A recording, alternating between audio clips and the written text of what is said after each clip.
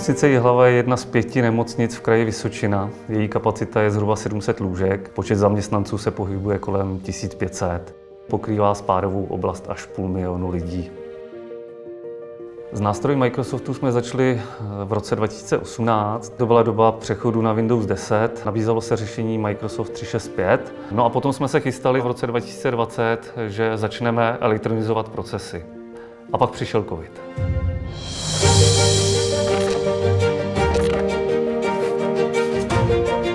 Na chodu nemocnice s covidem se změnilo úplně všechno. Museli jsme ze dne na den přistoupit na nové technologie, na nové způsoby práce. IT oddělení přispělo úplně neskutečným způsobem. Měli v záloze připravené některé projekty, které covid jenom odstartoval a uspíšil. Například projekt autotriáže, kdy jsme vytvořili elektronický formulář pomocí Microsoft Forms. Ten jsme nasdíleli na veřejný web a pacient vyplnil krátké 4 otázky.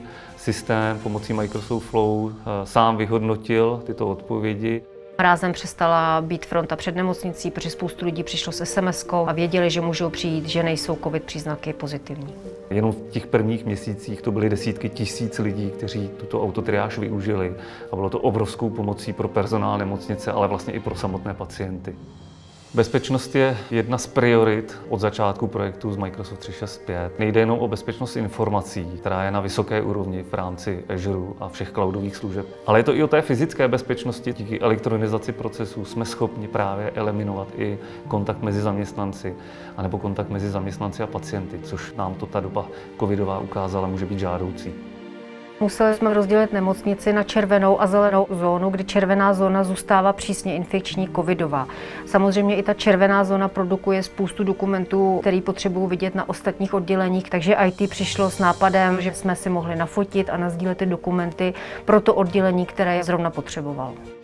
Nejblíže zaměstnancům je aplikace Microsoft Teams, v rámci které jsme se snažili najít něco, čím zaměstnance přitáhneme do tohoto prostředí. Takže například jsme tam vytvořili anglický kroužek, vytvořili jsme tam burzu.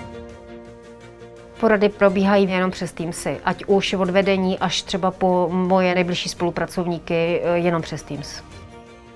Těch produktů je poměrně víc, například Power BI, kde sledujeme grafické ukazatele a hodnoty, Logic Apps, přes které elektronizujeme procesy, nebo virtuální desktopy, kterými umožňujeme zaměstnancům přístup do sítě nemocnice z domu a podobně. Covidovou situaci bez IT si popravdě nedovedu představit. Tím, že se nemusím někde neustále probírat dokumenty, které jsou v tištěné podobě, tak mě to zkrátí čas, který můžu věnovat potom těm pacientům, protože to je to poslání, proč to člověk vlastně dělá. Díky produktům Microsoft 365 jsme schopni naplnit opravdový potenciál naší nemocnice.